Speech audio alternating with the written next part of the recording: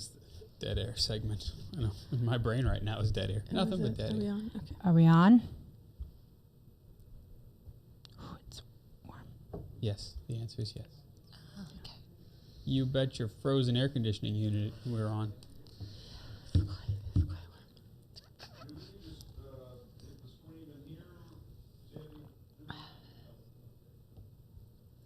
Tutti va bene? Kuklababu. There was like no hesitation. Were you just ready for that at any point in time? I've been germinating Italian sayings in my head all day long. Except none of them are Yeah, real. even though that was just plain gibberish. It was just the timing of it. What is that? Is that was that a Friends reference when Joey does that? Joey does so many things. Oh, I don't even know. When you start venturing into the world of Joey, Right. it's a dangerous place. Okay. Although I quote the no touchy thing, like on a daily basis. No touching. All right, there we are. What is that? Is that from? It is. Okay. What have I done with my microphone? Why is it? The poinsettia's blocking it? No, it's nailed to some the sort floor. of- yeah.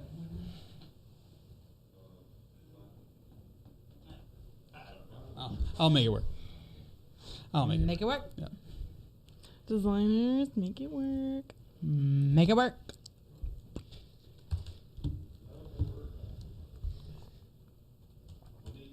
Okay. Let's come back to this. This is why the monitor can't be there. It should be here because You're gonna keep looking at it. I did. Well, typically in the real world, hey, you got the bug on there, Ed. You need to turn the bug off. Just so you know. See, that classic Ed sass. Yeah. What'd I tell you?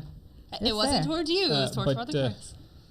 But let's see. So, what were you saying? Wait, someone was. Oh, you were talking. No, in the real world, not on the real world, because that's a different program altogether. The confidence monitor is usually underneath the camera, so you can Yes. see whatever the program feed is. Yes, because most of the time I'm giving myself the side eye. She really is, though. It's true.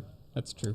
What you said is true. Yeah, and now it used to be a pretty nice little stretch of the neck for me to see the monitor. Now it's like I'm like that seagull meme of like just head completely cocked back. Put another one over there. You can split it. No, we don't. The crotch cam doesn't need a companion. Well, I never. Miss Galino, I am a lady. Yes, that deep baritone is definitely what Gives it away. convinced me of that. Yes. All right. Okay. Here we go. Okay. Show notes. All right. I believe we have a program today. You believe. In my brain. Let's see. And Yes, it will. turn Taylor's thing on here. Good. All right. 411. 411. Good. All right. Well, hello to everybody in the chat room. We're here. This is the pre-show, Hola. where we just kind of make sure that all of our prospective engines are running properly. We have a few extra points set to wow you with. Basically because we had them in the lobby, and so we thought that they would be fine here. And they might hang around for the Christmas episode. It's also the part of the show that we typically call just dead air because we're prepping for the show. And what you don't know is that we've already time traveled. So we've already done. So we're dead. Well, I mean, not that far Wow. in the future. No, dead air. Oh, That's what oh, we're play off of that. We're I see what you exhausted. did there. Yeah. I'm sorry. I'm slow on the uptake now. But anyway, so we've done our Christmas show. We've pre-recorded that. Boy, I love my presents this year. It's great. Yeah, Jeff has a magnanimous presence. See, I did that too with it. I like it. I like that one Yeah. a lot. So it could be an interesting show, folks, because we're not as frosty as we normally would be. Just saying. Just I'm pretty throwing it out fresh.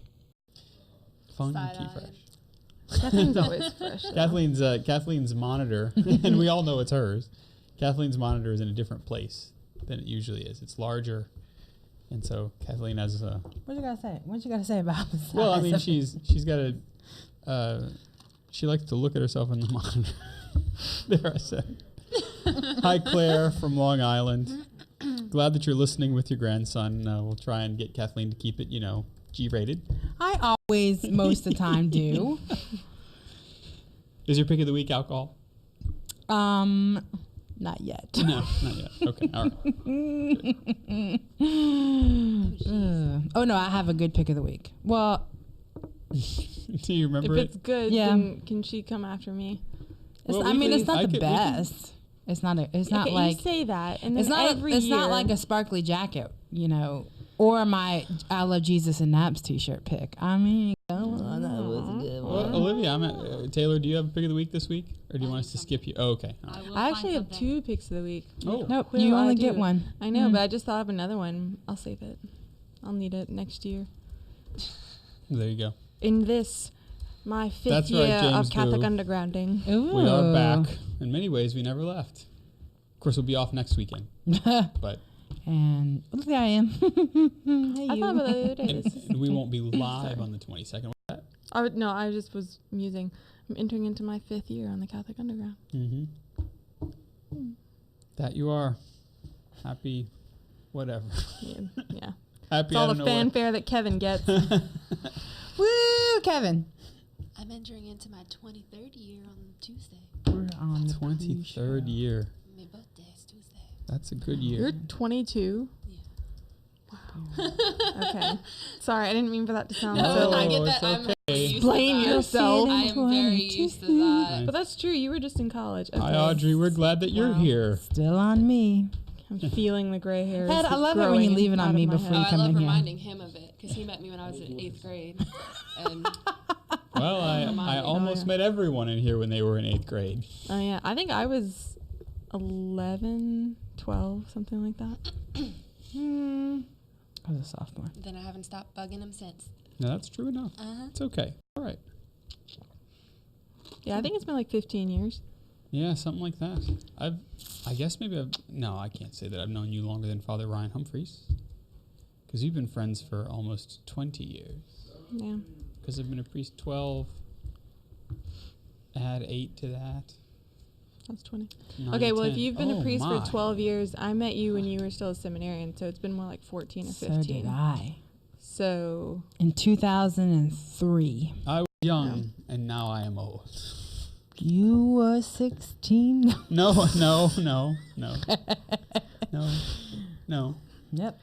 baby Chris. He's a little baby. Kathleen, Little we're on the baby brink. Yeah, no. None of that sound of music. None of that. Yeah. Yikes. I'm telling you, folks, it could be a show. Oh, it's going to be It good. could be one for the books. Because the other thing, so we've taped our Christmas show already. We taped it earlier today. And so the Christmas show usually involves some sort of libation of some kind. In this case, it was, well, I won't tell you, but it was a libation. It was delicious. It was a delicious libation. That was good. So we might have. Should go get that. Actually, I don't think any of us overindulged. Put a little nip of that, but Yeah, there's still time for more. that's right. That's true. And it's been a few hours. It has been a few hours. Just ain't responsible. I don't have time. I'm not going to get it. Kevin, Anyway. go get the booze. Anyway, so that's Already, this is not appropriate for her grandson. That's right. Yeah, Kathleen, the G-rated, always. Kathleen, I always, am. almost always. We just have to be G-rated, like according to the '90s standards of G-rated, Yeah, because really. you could get away with more then. Well, you know, it's interesting with YouTube now. We have to make it very clear, since we live cast to YouTube. We have to make it very clear that we are intended for children or are not intended for children. Like there's this or that, and I'm like, well, we're not intended for children. But we're children but safe. But Yeah. we're child safe and child friendly. Yeah. Is So it I because think they they're have trying our to. YouTube Kids app, possibly. That's what it is. They're Filter? trying to delineate what's considered. You having some trouble there, Olivia? We're trying to delineate what would be kids only. You know, like Oh. Kathleen's puppet shows and things like that. Those are not kids only. What? No. Okay. All right. Enough of that. Claire, I'm sorry. I should not have given her any of the. I gave her about a teaspoon of a liqueur. Cheese, it gets me every time. She's cheese drunk, everybody. Oh my gosh. That's usually my line. I'm usually the cheese drunk one. She's cheese drunk. I want a meme gonna made of be that. great. Kathleen's head on the Can that be desk. the Might be the Cheese title. drunk. Kathleen, the one where Kathleen is cheese drunk. I'll just make a note of that. And then it starts off with the one where just like the Friends episode. Well, we've done it before. It's great. Oh, good times. Bum. Yeah, don't forget to. Yeah, The mic. don't forget to speak into the microphone. Got eat that mic, girl. That's right. Get it. Come on. Kind of. Also, we may need to have you watch Singing in the Rain if you've never watched that timeless classic before. Oh, Bits my. and pieces of it. Oh, Even my I've fa- seen it. What? Said even I've seen it, and I don't like musicals. That one. Yeah. I know. I do like musicals. I just haven't Yeah, seen Singing it in in the Rain, full. where they're trying to get Lena to talk into the microphone, and so they keep putting it in different places, and it's not working. Well, Watch me. You have to talk into the microphone because it's in the microphone and it travels down a long wire to the man and it's recorded on a record in wax. But you have to talk into the mic in the bush. 3 minutes? And then they tried sewing it into her costume and she kept moving her face. Yeah. Oh, Singing in the Rain. That's your homework if you need something to do. I'm sure it's streaming on some service somewhere. This time of year, because every musical ever it comes Comes on out this time. of year. Yeah. Even though there's no snow in Singing in the Rain, there's just, the rain. Well, there's no snow they're in singing. Louisiana. There is singing. There's rain. then it would be called Singing in General the Snow. merriment. That's right, Kathleen. It's harder to rhyme. Oh, Singing in the slush. Yeah, it doesn't really. stop. Oh, yeah. Okay. It was 2 Hi, years Sharon. ago we had that. Condensation, and it feels so good. I don't even know anymore, y'all. 2 minutes. That wasn't even me. That was not 2 me. minutes. All right. Okay. We're going to pray again. In the name of the Father, the Son, the Holy Spirit. Amen. Almighty God, in this season of joyful waiting, we ask that you help our hearts to make a place for the coming of Christ, your Son. We ask also that you would let the gospel pour from our hearts and our mouths today. Help us to say the things that are helpful for those on the way to salvation. Help us to refrain from saying those things that don't have that aim as their end. We ask, O Lord, that you would protect all of our equipment from the deadly attack of the enemy. Be near especially to those who are suffering this night, especially those who are lonely and need to know your presence. We ask, O Lord, that you allow us to be an extension of your presence for them. May you bless us, our benefactors, our watchers and listeners tonight in the name of the Father, the Son, and the Holy Spirit. Amen. All right. Of course, I guess that should have been a manual blessing, and rather than, I don't know. Anyway. All right, folks. Well, we got about 50 seconds, so stay where you are. We'll meet you at the top of the hour right here, wherever you find yourself for the Catholic Underground program. Stay there. Bug Ninja guarantees to take care of your bug issues. So if you're ready for a bug-free home or business, it's Bug Ninja. Highly trained ninjas in the art of killing bugs. For a free one-time service, it's bugninjapestcontrol.com or 225-414-2020. Bug Ninja serves New Orleans, the North Shore, and Baton Rouge. So for a free one-time service, it's bugninjapestcontrol.com or 225-414-2020. Keeping watch with you this Advent until the coming of our Savior at Christmas.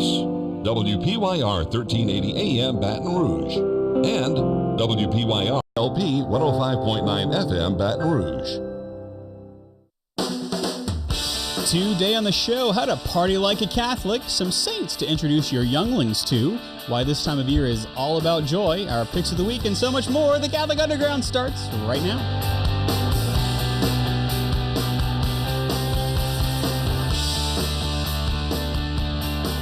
All righty, we're glad that you're here. Put your hand on the radio. It's time for the Catholic Underground, the podcast that tries to cut through the noise of the digital continent and bring you the topics that matter. It's episode number 411. I am somehow Father Chris Decker. Actually, I know how. I'm me. Yes, you are. Also joining us, we've got Kathleen Lee. Hey, Kathleen. Hey. Right next to her, we have Taylor Rodrigue. Taylor is a super fan who somehow finds her way at the desk. So whenever she wanders into the building, we sit her down behind the microphone. Hey, Taylor. Hey. And also Olivia Galino, our student of life, resident Italian food critic, also wandered into the Fellow building. wanderer, yes. Yeah, Hello. Put her behind a microphone. Going up to space to the Jeff Star 1 near-Earth orbit satellite. One, Yeah, two, yeah. test. Is this thing working? It sure enough does. Jeff Blackwell, I see, is decorating for the Advent season. Yes, indeed. And anticipating the one that is to come. Hey, Jeff. Hello, Father. And also, Ed Ball is the one who's switching the video. So if you're watching us on the radio or any of the other visual means by which we come to you, hello, that's Ed doing that. I must admit, I have been binge watching on Disney Plus the Imagineering story. I should have just made that my pick of the week. But anyway, Come on. It I is know. now. Yeah, top of the show, pick of the week, new thing, Advent. Anyway, so and so yeah, that's right. We're crossing the streams there, Olivia. But I've been really interested in just the story of how these beautiful things come to be. And as we at Catholic Underground, we started in 2006, so we've been on the air for quite a while. And yet another Christmas is coming, yet another Advent, here we are, and we're happy to be with you. We thought that we would start the show by partying like Catholics, you know? Yes. It's often said that Catholics know how to party, Party. especially if you're Kathleen. Sorry, Ain't Kath- no party like a Catholic party. That's very true. So they say. And one of the things about Catholic life is that we feast and we fast. And so the party has a fasting element to it. You know, there are times in which we fast, and that's still a Catholic party. And there are times that we feast, and that's still a Catholic party. Yep. You know, so you have your Advent season, which is not typically a season of great fasting, but can be a time of waiting, a time of penance, a time of getting the house cleared out, right? People Look East. Do you know that Advent hymn? Yeah. Yeah, make your house fair as you are able. Trim the hearth, set the table. Yeah, That's that one. Advent. And so a party goods company, helps families to celebrate like Catholics in the times of feast and in the times of prep. And so artist Erica Ty Campbell was working as an event calligrapher, which is awesome, by the way, in Los Angeles when she noticed this big hole in the Catholic events market. Even though countless Catholic celebrations take place every year, party goods for those occasions are practically non-existent. Like if you go to your party goods store, you will find the generic things, right? Yeah. The stuff that's just in like religious associated colors. Yeah. Halloween, Beige. Beige and pastels, right? So you'll find Halloween, you'll find Christmas, you'll find Easter, you'll find birthday. You might find some of the sacraments. You might find baptism or confirmation, but again, that's more just the pastels and generic crosses. So she says, and I quote, I noticed the first communion plates at parties were the same ones that I had at my first communion in 1998. Wow. Oh, she's a young lady. Wow. I feel old now. If your first communion was in 1998, I don't remember. Well, mine would have been in the 80s. Sorry, folks. Why am I on this show? I'm so old. We need to bring a younger one. Anyway, so You don't want to know when mine was. yeah, no, I don't. I really don't. Wait. Can we guess? 2008? No, that's bad. Yeah.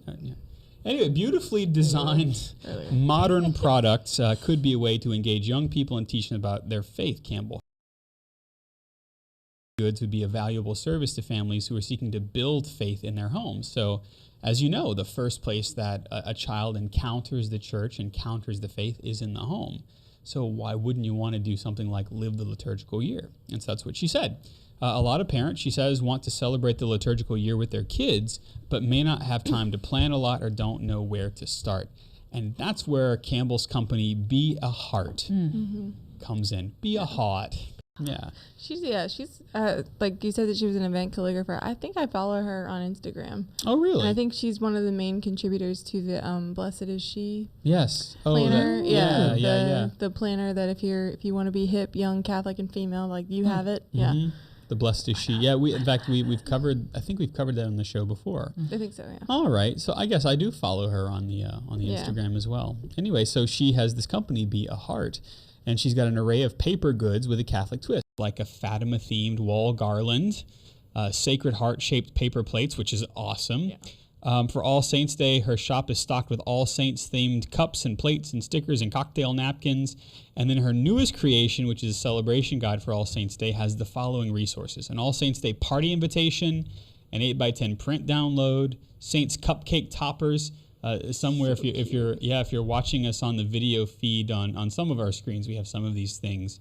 Saints on the go goodie bags, Saints garlands, holy cards, candle stickers, so you make your own kind of holy candle, 33 recipes and tent cards, 12 All Saints Day costume ideas, which I think is awesome, and then an All Saints Day bingo activity. If you're watching us on the feed, they're the Saints cupcake toppers. So these little paper crafts that just kind of, they're an outline, a little cartoon of the saint, and you stick them right in the cupcake there. And then costume ideas, and she even gives you pictures of what you might wear, like if you want to be St. Joseph the Worker, throw on an apron, and you can get who doesn't have a tool set somewhere, you know? So there you go. Oh my gosh, I need all these things. I was going to say, it's looking at it on the your cute at her factor is Twitter pretty account. high, I will say, because she draws really well. So like the little images of the saints are fantastic too. They're great little, you know exactly who the saint is. It's not always obvious, but parties are a big part of being Catholic and living out our faith, you know, because we have the high holy days like Christmas and Easter, but there are a lot of smaller feasts and commemorations that dot the calendar throughout the year. And so, for example, say you have a saint that is near and dear to your heart. So like Kathleen, who is your confirmation saint? Saint Bernadette is my confirmation saint. Right. And so since that's your confirmation saint, you probably, whenever the Feast of Saint Bernadette pops up, you go, yeah, why don't I do something today? Yep. You know? And so this is an opportunity to do that. So maybe some of the not so well-known saints. And so she says, honoring these feasts help us to stay in rhythm with the larger church, the Church Universal, while remaining within our own homes and creating the domestic churches that the Catechism calls us to build with our families. And that's exactly what the church is supposed to be. It's supposed to be certainly the times in which we come together in a universal sense, when you come together in Rome at St. Peter's or in your parish church, but also in that little core that is your family. And so if you think about it, so like we have the universal Roman calendar, right? That's all Catholics all over the world. In a diocese, we have, like in Louisiana, we have Our Lady of Prompt Succor, Our Lady of Prompt Succor. That's local. And then I actually did something this year because St. John Birchmans, who is my patron, is not on the general Roman calendar, but is on the calendar for Jesuits.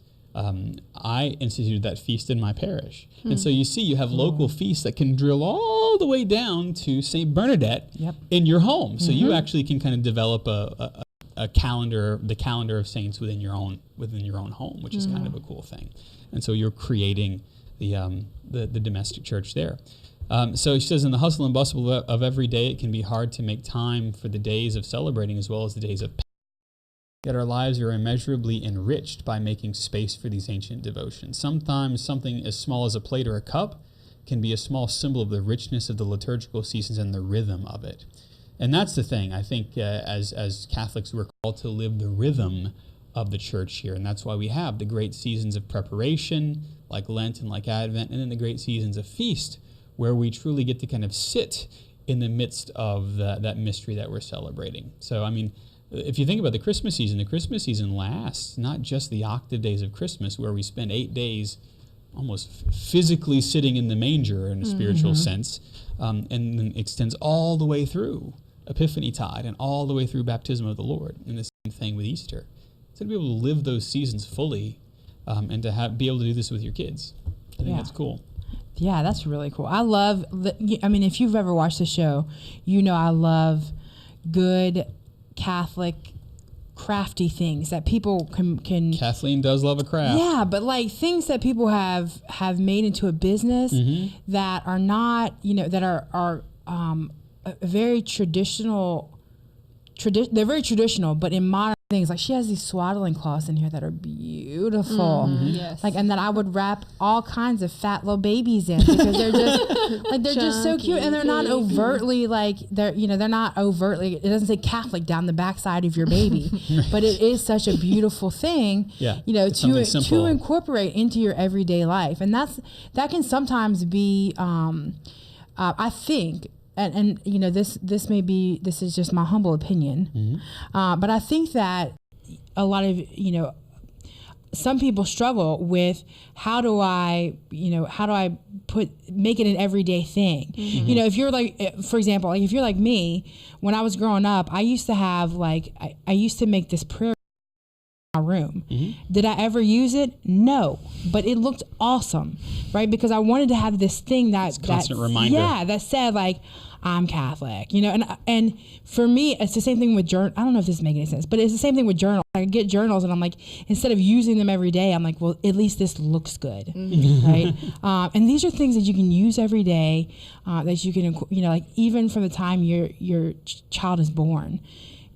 Every celebration that they have, every party that they, every feast that you celebrate, it's not only just, pink and blue cups. It's, these are the saints. These are people that you should be, incorporating into your everyday life as it is. That's right. And I envy my friends who are parents, young parents, who their kids already know the stories of the saints. They already know sayings from the saints. You know? And like they know the hard hitting saints too. Right. Like you have a 6-year-old that can quote half of St. Maximilian Kolbe's diaries, and you're like, man, oh man, you've got a head start, and that's a beautiful thing. How you did that? That's right. And so these are the ways to be able to do that. She says, that's where Christ is. He's between us and other people, whether the homeless person across the street or my husband across the dinner table. That's what it is to open up your home and your heart. And part of the way that we can do that is through these little crafty things, these little beautiful works of art, I mean, just her design aesthetic is very solid and very good too. And again, thumbs up for not defaulting to cheese. So many times when Catholics do things, we are tempted to just kind of go, oh, well, it's like this. No, it's got to be on par with or better. And so it's really neat to see that at work. Yeah.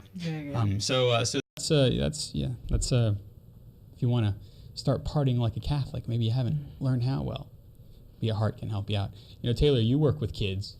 And these little simple things probably would speak to their heart, huh? Oh, yes. I was like watching Kathleen's computer and I was like, oh my gosh, this would be so cute to bring to class with this. And I was geeking out. It's amazing. It's amazing what young kids, like we think that we have to kind of shelter them from the full brunt of our faith. And we can only like let a little bit out at a time. It's amazing what young people, even especially really young children, they soak it in like a sponge. They actually can filter out a lot of the stuff that just doesn't enter in, and then what they do retain, we're then able to kind of amplify, and that's okay. Don't be afraid to introduce your kids to the beauty of our faith, whether it be a virgin religious or a martyr or a virgin martyr. Don't be afraid, because these are the ways that we live the fasts and feasts and the family of the church, because these saints are part of our family, and that's what we believe. Exactly. Yeah. Well, especially kids love heroes. I mean, look at the people on kids' TV shows and movies and things. Like, kids love heroes.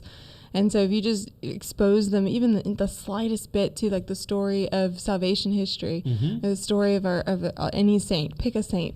It's going to be the story of a hero living either a quiet life or like super kind of more typical heroic life. And that's what we're seeing, is that you have kids that don't even know the characters in the nativity story, and they only cursorily kind of sort of know the nativity story, but they don't know why it makes a difference and why Jesus is different from any other person born anywhere else. Right. And so this is the way to begin to kind of cement it back into your family, in a way that's fun, in a way that's accessible, and in a way that you as a parent kind of have a low level of entry. You can enter kind of slowly and you can, how should we say, without a whole lot of having to have a theology degree. And that's a lot of parents, I think, are afraid of that. They're like, well, I didn't study in a seminary. Well, no, many don't. But your home can become a seminary if you dig deep into the faith that is there. Now that you have the internet, There's really no excuse as to why we can't dig deep into some of these things, you know?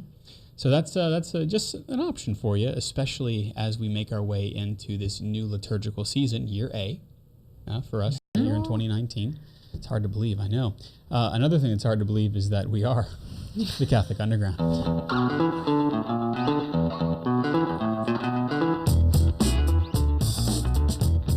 You are listening to the Catholic Underground. You perhaps are watching it too, if you are spry. We're online at catholicunderground.tv. I'm Father Chris, joined by Kathleen and Taylor and Olivia and Jeff. Ed's over there too. Our picks of the week are coming up. But first, kind of dovetailing off of the last segment, introducing your kids to the saints in your home is important, not just with crafts, but also in telling their stories. Yes. Okay. So Advent can be completely by us Catholics can sometimes be completely ignored. I don't know if you're like me, but sometimes I get to the fourth Sunday and I'm like, wait, how did we light the other 3 candles? I don't know what happened. We get so wrapped up in what's going on for the holidays, right? We got to get a Christmas tree. We got to decorate the house. We got to clean the house. We got to cook for whatever party we're going to. We got to shop for a list of people. We got to make our own list, which I still do at 33 years old, and I'm not ashamed.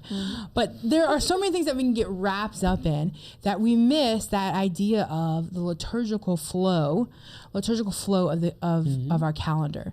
And December comes with it some really great feast days for saints. 6 to be exact that we're going to talk about tonight, that some of you may know are around in December and some you may not. But this is an important time, as you're preparing for the birth of Christ, right? As we prepare our hearts, we look to these saints to maybe see how to prepare ourselves, especially those saints that challenge us.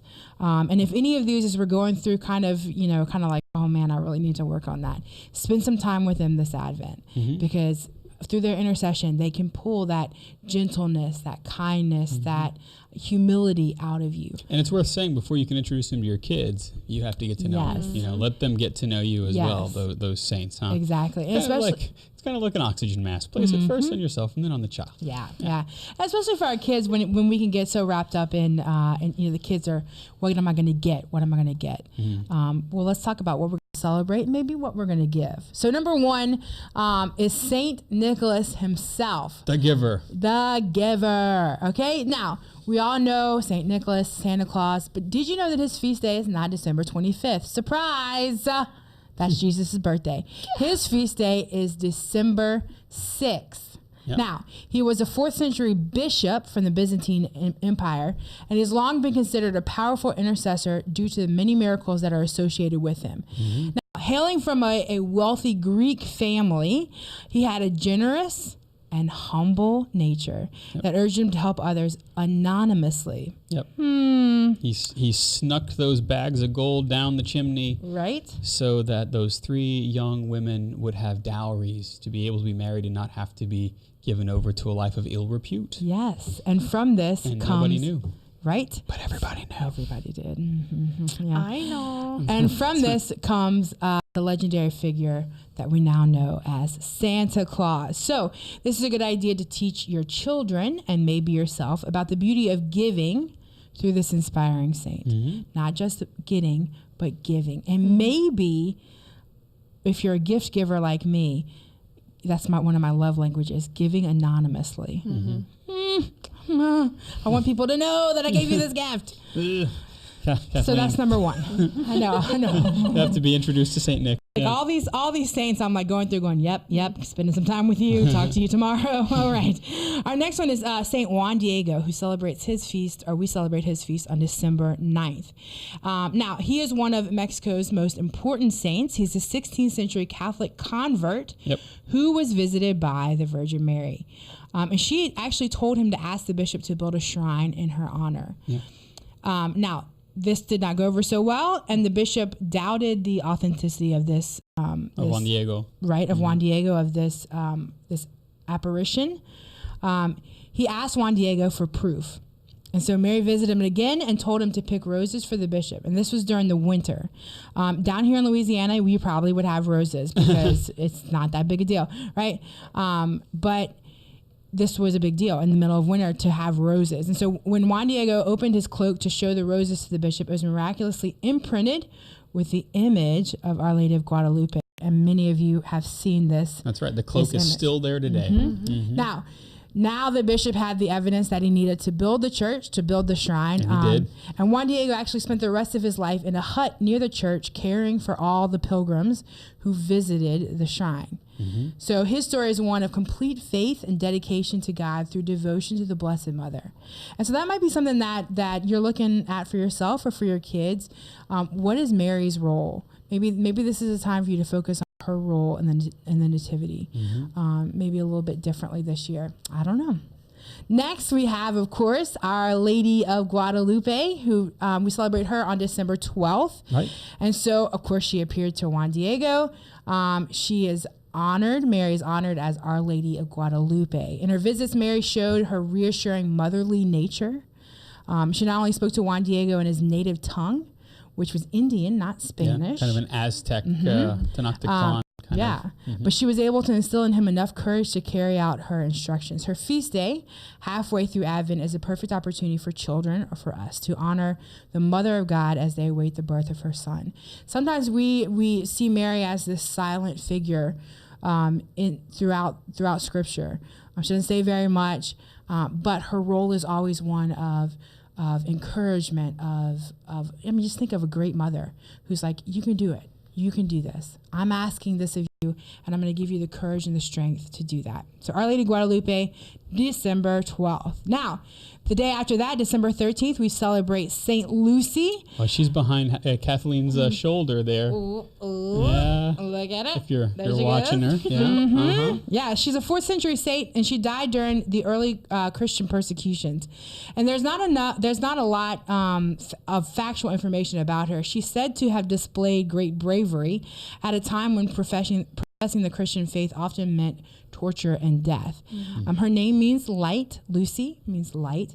And she is a patron of those with eye disorders. Which makes for some interesting statuary. Yes, she holds 2 eyes. See, in that picture, if you're watching us, she's holding 2 eye flowers. It looks like. That's right.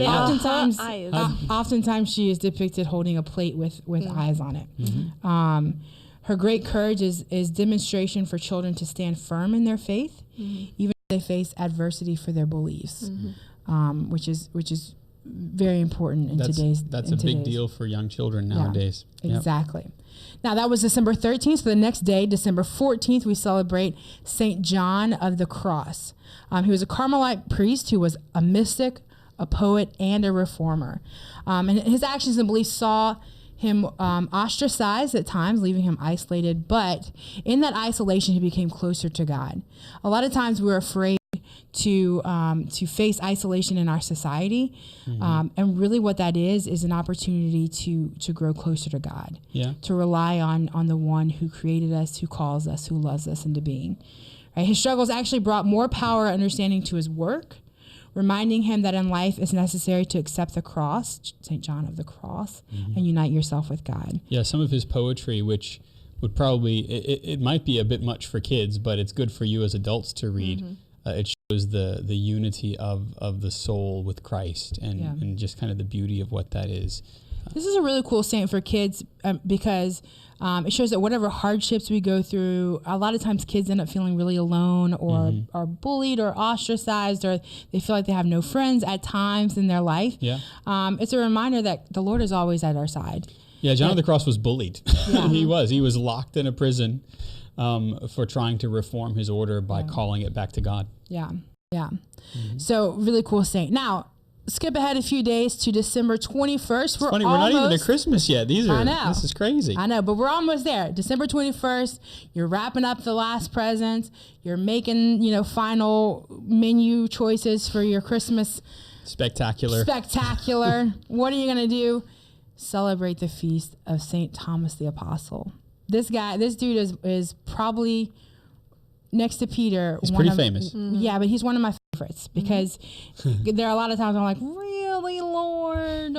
Thomas is one that adopted Kathleen early on. Yeah. Oh, yeah, he did. Yeah. We were talking before the show about how long we've known each other, and Thomas has known you for a while. He's known me for quite a long time. Yes.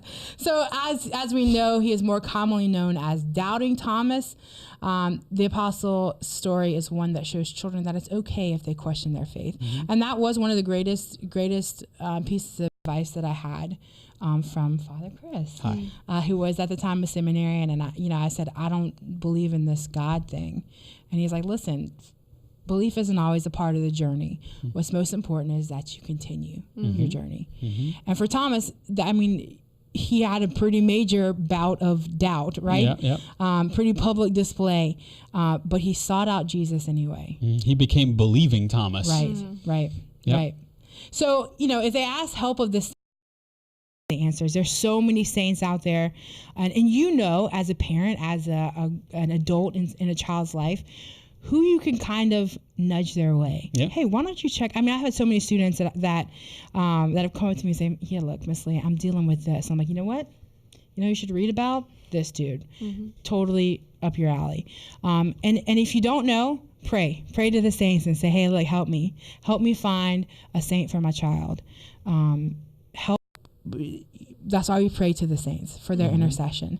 And they're not sitting around waiting for us to, like we said earlier, they're not waiting around for us to come to them. They're chasing us down sometimes. And it's the same thing for our kids. And they need to know that that the Lord is always with them, but so are these powerful, powerful people that we call saints. They walk with us in our everyday. They give us strength to live the gospel, to live the faith, confident that Jesus is at their side always. And that's how we become saints, when we pray to and we follow the lives of the saints as well. That's right. As we say, the saints are part of our family. There is no separation other than the veil, the veil that veils all peoples right now. But as you'll be hearing it with Isaiah, and have heard and will hear, that the Lord is waiting to unveil the veil that veils all peoples. And the saints help to peel back that veil that we see, right? All right, we're going to take a little bit of a break. We'll veil ourselves momentarily, but we'll be right back.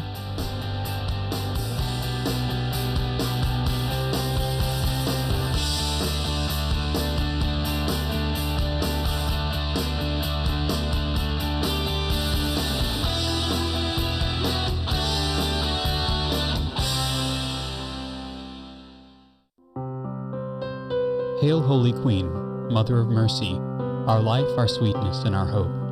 To thee do we cry, poor banished children of Eve. To thee do we send up our sighs, mourning and weeping in this valley of tears. Turn then, most gracious Advocate, thine eyes of mercy towards us, and after this our exile, show unto us the blessed fruit of thy womb, Jesus. O clement, O loving, O sweet Virgin Mary.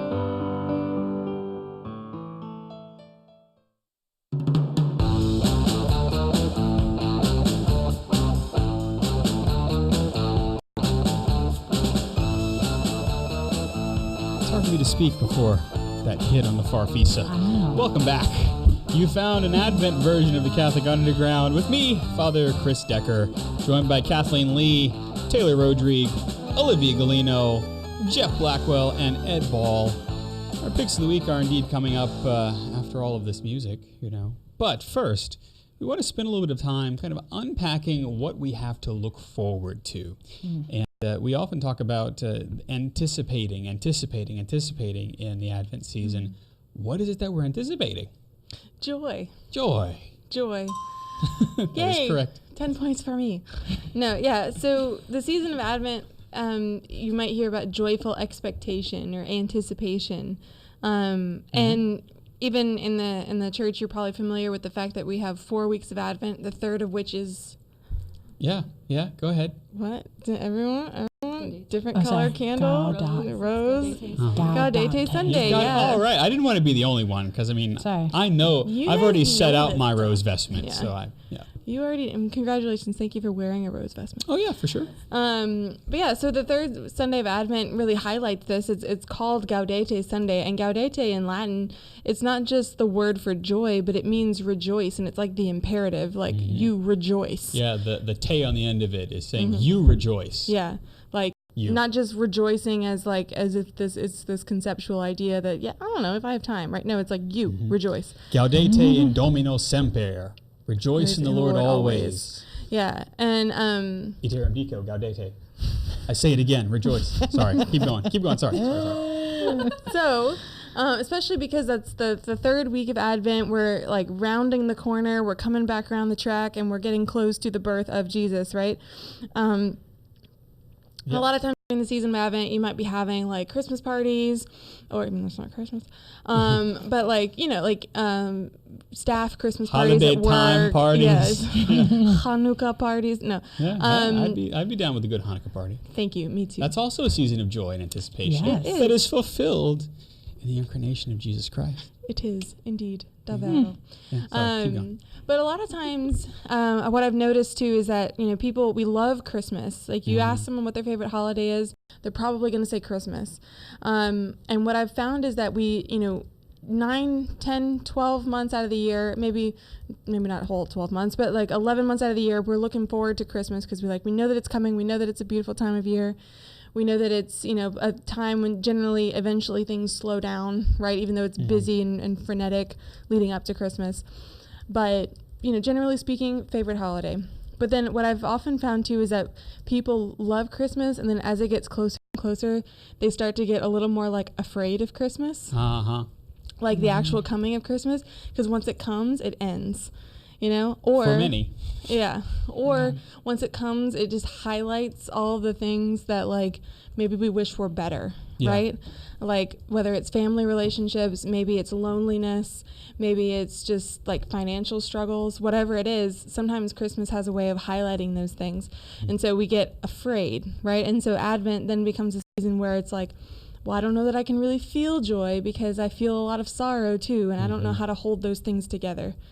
But we're here to tell you that joy and sorrow can exist together. That's right. Aren't you happy about that? We are indeed Catholic, and that means that we have no problem living in a paradox. Exactly. And not just that, but like I think that if we understood joy better, and I count myself in this too, if we understood what it means to be joyful, then we would have a better acknowledgement, a sense of acknowledgement when it comes. Yep. But then also a better way of handling when it feels like there's not joy or when there's other things mixed with our joy. And so we wanted to look at the Bible and our tradition, our sacred tradition, to discover some different things about the experience of joy that maybe will help to like recalibrate us into thinking differently about joy and helping us to anticipate it, right? Because the joy, what is it? Who is it that wrote Jesu, Joy of Man's Desiring? Is it Mozart? Was that Mozart or Bach? I don't know. Mozart or Bach? I don't know, one of those, right? But like God, Jesus, the God-man, really is. Beethoven. Is it Beethoven? Nope, it was Bach. Bach. Bach. Bach to the future. Keep going. Bach. Yes.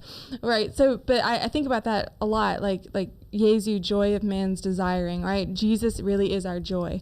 So as we anticipate his coming in the season of Advent, when he comes at Christmas, we can really spend this time reflecting and learning about joy. So the first of those things that we can pull from our tradition and scripture is that joy is the fruit or the consequence of knowing that God is near.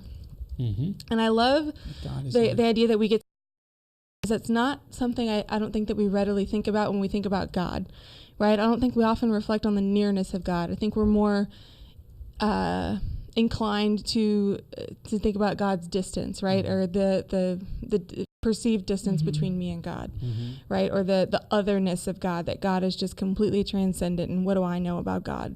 It's interesting that you say that, because I'm reminded, I hope I'm not jumping ahead in your chat, but go ahead, spoil it. But the first preface of Advent, so at Mass, and as part of the Eucharistic prayer, the priest prays the preface to kind of give you this is what we're doing today to prepare for the Eucharist.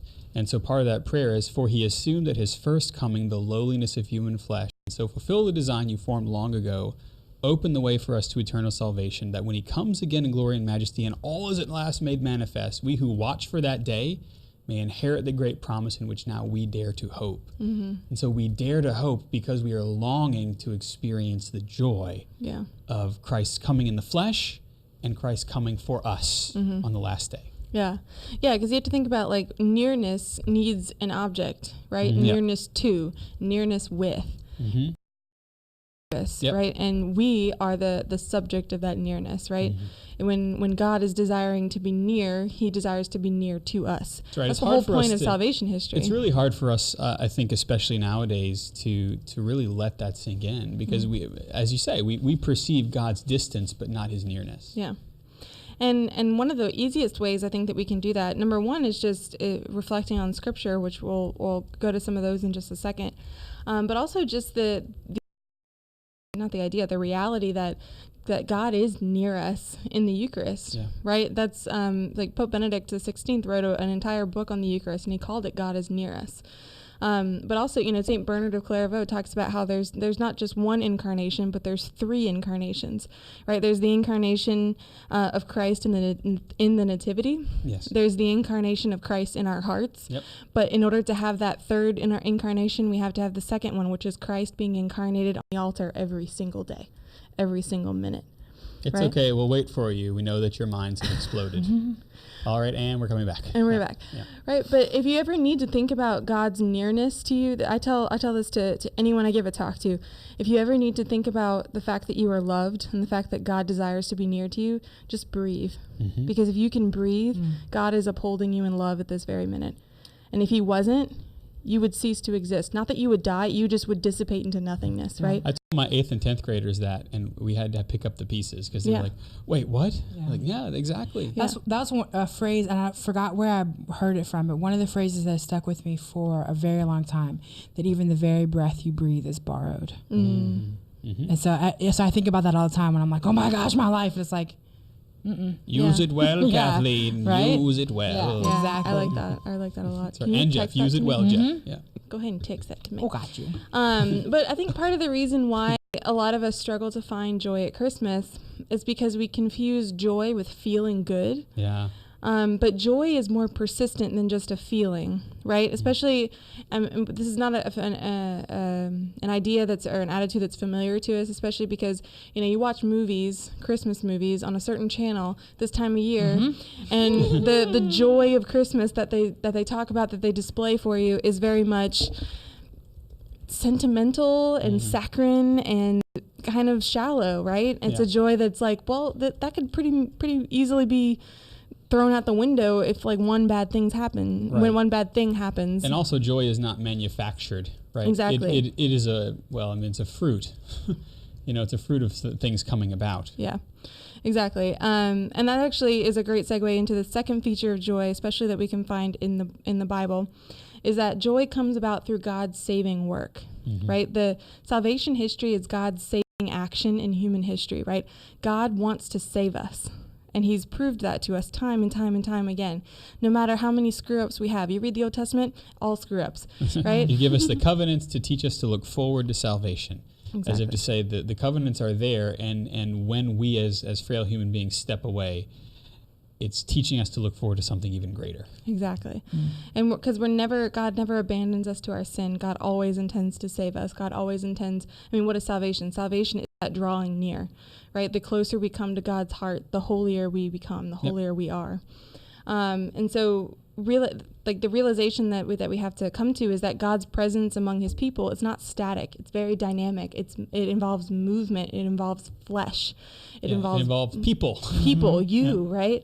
And when his people experience salvation, there's joy and it's abundant, right? We hear in 1 Samuel, we see this with Hannah, Hannah's song in 1 Samuel chapter 2. She talks about exulting in Yahweh, for I rejoice in your deliverance, right?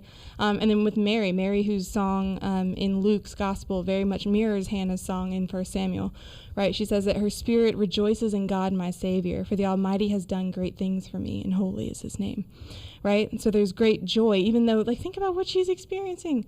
She's going to be the mother of the Savior, and nobody knows, right? Mary knows. Mary knows. Let me just Elizabeth say knows. now. Yeah. Mary did. She did. She did know. Oh, yeah. Oh, my gosh. Magnificat. We're not even doing this right now. Right. We can talk about that. Very, very That'll be a post show. Yeah. That's right. Post show. But we also see it in the different parables right? So the stories about the lost sheep, the lost coin, the prodigal son, they find things that are lost to them, and they rejoice in these ways that, like, you look at them and they're crazy, right? So for someone to go after one sheep and to leave 99 behind is insane, right? It's bad business. It's bad business, right? Think of it as like a CEO has 100 employees. One doesn't show up for work, and he goes to that person's house and looks for him. No, that people don't do that, right? But that just goes to show you that the love of God is radical, and so the joy that meets that love is pretty radical, right? And so it's okay that love is abundant, and it's going to be persistent, right? It's a love that's a joy that's based on God's love, and that love is eternal.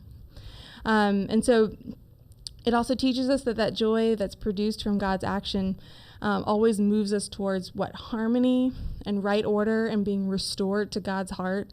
So God's Spirit's always leading us into this deeper communion with each other and with Him. It moves us out of our slavery into freedom, right? Which often involves pain or separation anxiety or suffering, something like that, because we get very attached to the things that enslave us sometimes. Yeah, as one of my favorite artists, Jars of Clay, says, I've got to admit, I love these chains. Yeah. Walking around this cage sometimes has its advantages. Like, I don't have to do anything that requires anything of me. Yeah. And we can mistake that slavery for joy because it's comfortable. And Well, yet it's excruciating for the same reason, because we know it's not authentic joy. It's trying to find some form of it's trying to find some sort of world that we create for ourselves, rather than saying, okay, Lord, set me free. And that requires something of me. It means that I'm then responsible for what you're asking me to do what is best rather than what I want, which is what the chains are all about. Yeah. Well, and I think too from what you were just saying, I think too about Plato's cave analogy, his allegory of the cave, right? So there's these, like, the light from outside is projecting these shadows onto a wall, and these people inside the cave think that that's all that exists of reality, is these figures that appear in shadow. And then one person makes it outside the cave, sees the light, sees reality, sees the things that are making the shadows, and then tries to go back in and say, no, like, you don't understand, there's so much more than this. And hardly, right? That can't be possible. We've seen the shadows. That's enough. Exactly, right? And so it just goes to show you, too, that, like, it's not just in the recognition that there's something greater, but the risk to follow it, right? Because there's a risk in going into a world where it's unknown, right? But also knowing that if it's God who's calling us into freedom, it's God who will lead us and who will be with us, right? Think about God's presence among His people in the desert, right? They're in the desert for 40 years, and they didn't have to be in the desert for 40 years. It could have taken about a week, right? But God stays with them because He loves them, and He knows that this is their journey to freedom, all right? And the third feature of joy is that the experience of joy from God's salvation always should lead us to worship, right? Which then leads to more joy, right? So think about one of the Psalms, Psalm 43. Then I will go unto the altar of God, unto God my exceeding joy, right? Joy should overflow so much, that presence, being in the presence of God, being in that intimate relationship with God, being drawn into His own heart, should lead us to such a joy that it just overflows, and it just has to lead to worship. It has to lead to a giving back. That in the extraordinary form of the Mass, that is the very first thing that is said. In Troibo ad altare Dei. Therefore I will go into the altar of the Lord. Exactly. Ad Deum qui laetificat juventutem meam, to God who gives joy to my youth, right? Who rejuvenates me, right? That's the word we get for rejuvenation. That the notion that joy leads to worship, and worship is done most especially at the altar. Yeah. Well, and that's what, if you read, like, Exodus, whenever God is sending Moses to free His people from slavery, He says, tell Pharaoh to let my people go that they may serve me, right? That they may worship me. This is what we were created for, because this is what most puts us in touch with who God is, right? If we want to know who God is, then we experience that joy that leads to worship, right? And that's not something that should be and can be confined to our private life, right? That's why worship is a communal activity, right? That's why we go into these communal spaces called churches to pray and to offer sacrifice together as one family. That's right. Even in hermitages, they come together for the celebration of the Mass. Exactly. because the joy of some is the joy of all, right? And just like the sorrow of some is the sorrow of all, or the sin of some is the sin of all, right? We have this corporate mentality, this collective mentality, which means that just like we suffer together, we're also experiencing joy together, and that's the joy of worship. So a fourth feature of joy is that it's not just rooted in God, but in the ways of God. Yes. And so these are the ways of God that we have to embrace fully if joy is to stay ours, right? Because you have the experience of joy, joy overflows, leads to worship. But then it's like, how do you keep that going, right? It's that like after retreat experience of like, but I want to stay here forever, Right, you know? yeah, the mountaintop. We want to stay on the mountaintop because we think that the joy can sustain itself by our actions. Like if I just remain here, then the joy will continue. The honeymoon phase. The honeymoon phase of conversion, of retreat high, of sometimes of life experiences, you know, marriage, any of the major sacraments. Yeah. And the reality is that joy subsists on things that maybe are not always glamorous, but things like justice and truth, right? Yeah, like when you're married and the honeymoon is long over, the thing that brings joy is living for my spouse, right? The daily crucifixion that I allow myself for my spouse. In my case, as a priest, once the oil dries on your hands from ordination, you know, and you get to work with those hands, the thing that brings joy is spilling your life for your people, being present to them. Yeah. And that takes vulnerability, right? Oh, absolutely. Yeah. I mean, think about the Beatitudes, right? The Beatitudes are things that are pretty much like descriptors of vulnerability, but they're also the things like the blessed, right? Yeah, that's what makes you holy. Yeah. Blessed is just another way of saying happy, right? So if you want to be happy, we have to work in these ways that ultimately mean our own vulnerability. But vulnerability is just a way of entering deeper into love, right? And so St. Augustine says that the happy life is joy based on the truth, right? Yes. Ultimately, God who is the truth, but then the truth just lived out in daily living. Which is not always glamorous, as you say. Not always glamorous. Sometimes very unglamorous. Sometimes it's just not losing it in traffic. Yeah. Don't say that. All right. Sorry. Yeah. A fifth aspect of joy is that it is possible to have, like we said, even in the midst of suffering and loss. And that's something that a lot of times around Christmas we start to realize, like, what has happened or what has changed since last Christmas. And sometimes the changes are not happy changes, right? Sometimes there are things that are like, oh, I don't want to have to relive that. But we hear from the prophet Habakkuk. We don't often hear from him, but we do hear from him here. He says, though the fig tree should not blossom and there be no fruit on the vines, though the yield of the olive should fail, yet I will exult in the Lord. I will rejoice in the God of my salvation, right? Even when all seems lost, even when it seems like maybe there's no reason to be joyful, we can always fall back on, like the wood of the cross is sturdy, right? We can always fall back on Christ. We can always fall back on who Jesus is. And we can always fall back on the reality that, you know what, in every situation, blessed be God, right? And that then sorry. No. That was a hard lesson for me to learn, actually. It was a few years back that Father Matthew sat down with me. And as we're going through all the segments, I'm like, oh, this circles back completely to my time when I was like, I keep going in and out of desolation. And I remember telling him, I was just like, I am chained down. I don't know what to do. I'm just chained down.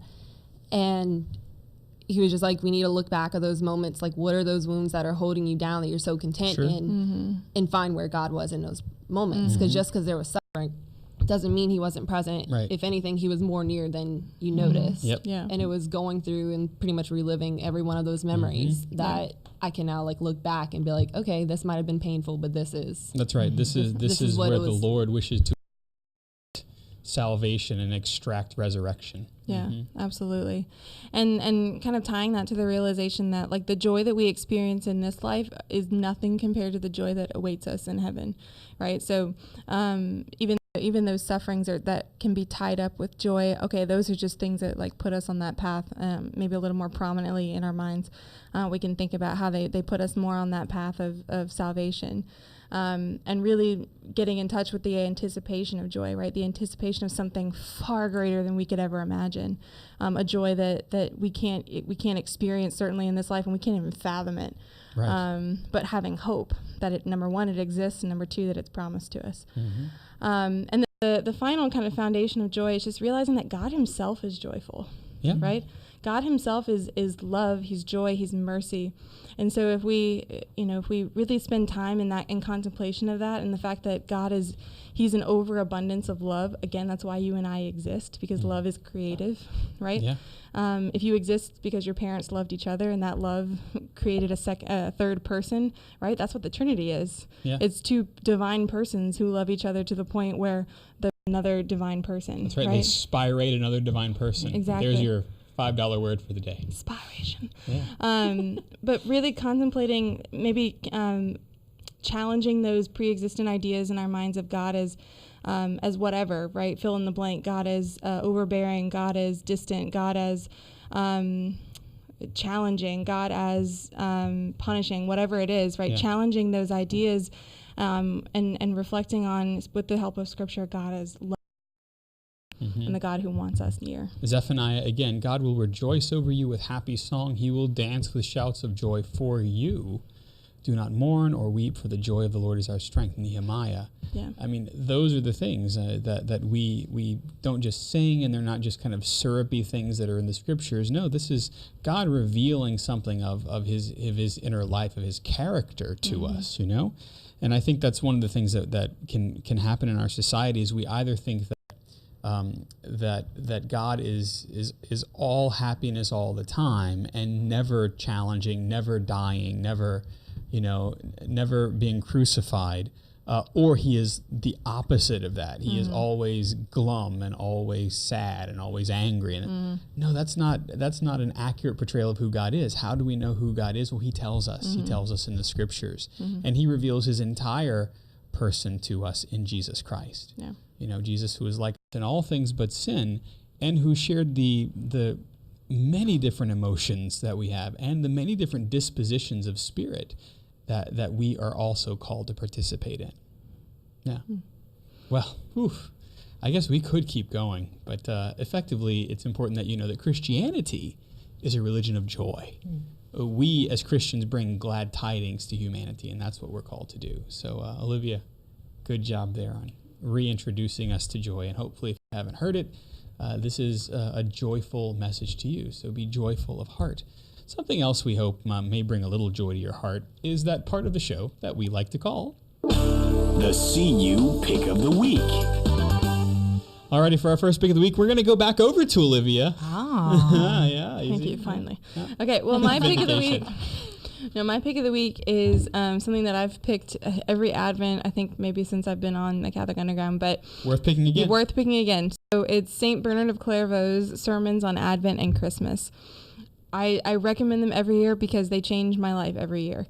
This is something that I try to do every Advent and then into the Christmas season to reflect on. A lot of that stuff that I was talking about today is just stolen straight up from St. Bernard. But especially if you want to enter in more deeply to this season of Advent, if it's something that's difficult for you or you just don't understand why we're reading all these crazy things that we never read otherwise, or why is there going to be a genealogy? I don't want to read a genealogy, right? Think about if you were looking for spiritual reading in the time of Advent, again, can't recommend it enough. And I think I found a way to read it online without having to buy the book. So because it's so old, it's in public domain. Yeah, because St. Bernard has not been around for a good nigh on 800 years or something like that. So, yeah. So we'll put that link in the show notes too. But, of course, the book is available anywhere books are sold. Indeed. All right. Well, I guess since Taylor is in the video shop, Taylor, do you have your pick of the week? Have you found one? Actually, yes. Good As we for were you. going through All right. that last segment, I was like, oh, this would fit perfectly. Excellent. What you got?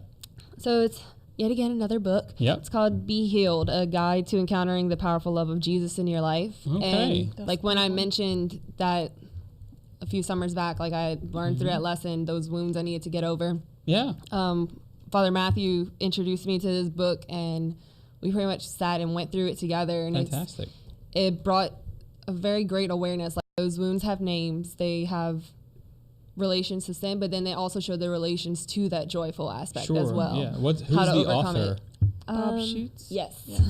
My phone went off as I did it. All right. Well, that's But important yes, for me to it's know a- because I'm going to put it in And the it's show a very notes. light read, too. It's light good. and it's easy read. Fantastic. Excellent. We'll put that in the show notes as well. Kathleen. Excellent. Okay, if you are like me and you have to get a gift for everyone, your bank account may be running dry.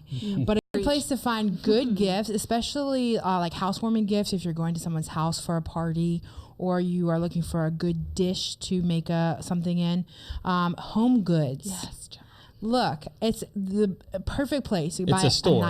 It's a store. Okay. Now you can go to the website, but you can't buy anything off the website because it's like, It's like Overstock. yeah, it's kind of like Overstock, a but I it's see. classy Marshall stuff. type thing. Yeah, I see. this is classy stuff. So, Home Goods, if you're looking for a last minute gift, you know, a last minute blanket, pillow, whatever, Home Goods. All right. There it is. Okay. Yes. Jeff, your I'm pick just of the glad week. you didn't recommend a blood bank or a pawn shop.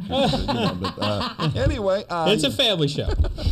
and mine is really for adults. This is a libation. Okay. It's, All right. it's made by Rum Haven, and it's a coconut water rum. Oh. So wow. it's just kind of one of those things that's really nice to finish off a meal with, a little sipping, you know, and it's just delightful. A sipping rum is never a bad thing. It's very, very smooth. So Very cool. We'll put that in the show all notes as right, well. for what it's My pick of the week I'm actually wearing. I just realized. Oh, that- what? yeah. So I was in need of a new scapular because, Yeah. you know, I go through them. They wear out after Yes, a they do. while. And so the folks at scapulars.com have a scapular that's quite robust. The cord is pretty darn strong. And the thing that really makes it fantastic is that it's got a little pocket in the top of the scapular so you can fit your medals in it. So like my Benedictine medal is in here. And except for the fact that my miraculous medal is so large, it doesn't quite fit in people with there. that. Okay. You really could, yeah. But I've had this for so long that this is my miraculous medal, you know. So yeah, that's scapulars.com. They usually have sales around around Christmas tide and whatnot. So that's my pick of the week. I'll put a link to them in the show notes. The real thing I like about that too is it keeps it weighted down because It does. it'll always work its way. That's true, and kind of choke you at night if you wear yours to bed like I do. Yeah, that's true. That's right. Yeah, very good. Well, Jeff, we are always grateful for those who support us with their prayers and finances. To all our benefactors, watchers, and listeners, thank you. Absolutely. This week, the Catholic Underground is possible because of people like you. Join the growing number of undergrounders at CatholicUnderground.com/donate. And an important way to support us is to like us, heart us, star us, and share us on your social media platform of choice. Father? And don't forget to leave a review in any of the places you can do that. Where you Please can do it. that. Yeah. Please. That way other people can listen to what you say and not just what we say about the show. So thank you to those of you who've done that. Our panelists this week have been Kathleen Lee. She's the benefactress. Kathleen, thank you. Anytime. Olivia Galino is at the.real.omg on all of the socials media. It's true. Thank you for putting the dots where they belong. I'm trying to. I'm trying. Also, Taylor Rodriguez, super fan and sitting at the desk. Thanks for joining us, Taylor. No problem. Also, our technical director, Jeff Blackwell. He's at Jeff Blackwellus on Twitter and on Instagram. Thank you, Jeff. It's a privilege, Father. Our research assistant, the leader of the crew in the lab, is Jim Hayes. Thank you, Jim, for all that you do for all these calendar years you've been with us. Our video and graphics director is Ed Ball. And thou knowest me, I be Father Chris. You can follow me on Instagram and on Twitter at Digital Catholic if you so dare. We hope that we've helped you cut through the noise and find that still small voice this Advent. We are the Catholic Underground, where faith gone digital somehow, and we will see you next time.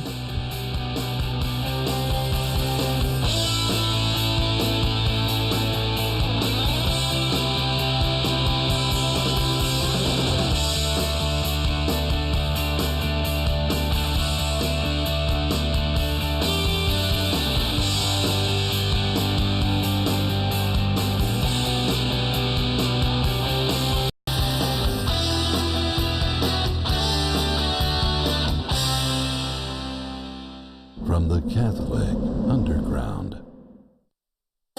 If you are looking for that special and